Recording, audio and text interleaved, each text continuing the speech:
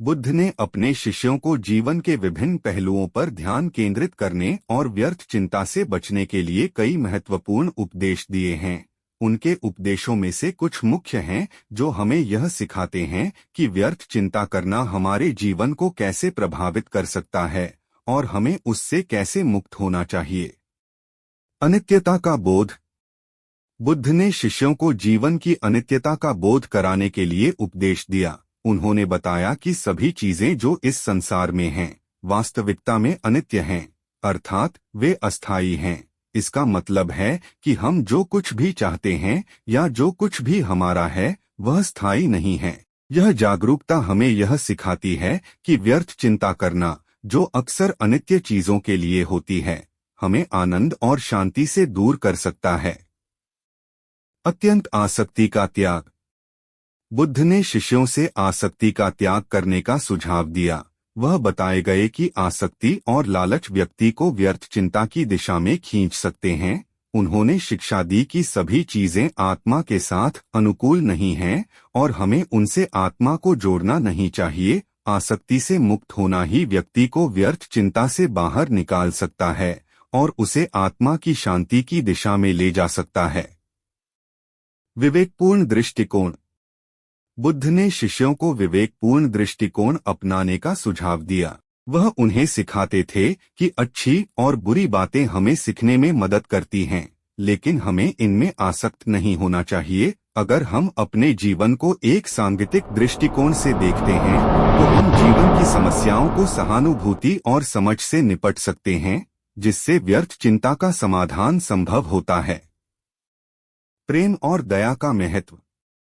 बुद्ध ने अपने उपदेशों में प्रेम और दया के महत्व को बताया। उनका मानना था कि इन गुणों के माध्यम से ही हम दूसरों के साथ सहयोग कर सकते हैं और उनकी मुश्किलें दूर कर सकते हैं।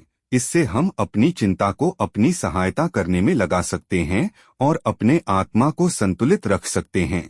प्रेम और दया से भरी जिंदगी जीना ही व्यक्ति को व्यर्थ चिंता से मुक्त कर सकता है। ध्यान और ध्येय का महत्व। बुद्ध ने ध्यान को अपने उपदेशों में महत्वपूर्ण स्थान दिया। उन्होंने शिष्यों को सिखाया कि ध्यान से ही मन को नियंत्रित किया जा सकता है और व्यर्थ चिंता से मुक्ति प्राप्त की जा सकती है। ध्यान के माध्यम से हम अपने आत्मा के साथ एकाग्रता प्राप्त कर सकते हैं और अपने उद्देश्य की दिशा में बढ़ सकते हैं। ध्येय को सामर्थ्यपूर्ण रूप से प्राप्त करना हमें व्यर्थ चिंता से दूर ले जाता है और हमें स्थितियों का सामना करने की शक्ति प्रदान करता है।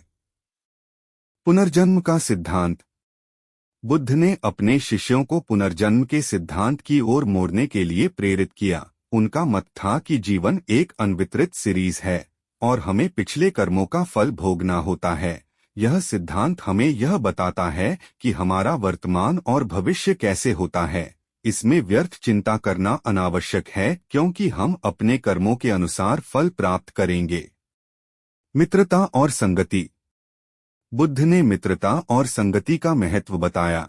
उनका मत था कि सही और सकारात्मक संगति से ही व्यक्ति अच्छे गुण अपना सकता है और व्यर्थ चिंता से बच सकता है। मित्रों और साधु संग के माध्यम से हम अपने आत्मा को बढ़ावा दे सकते हैं और अपने जीवन को सकारात्मक दिशा में बदल सकते हैं।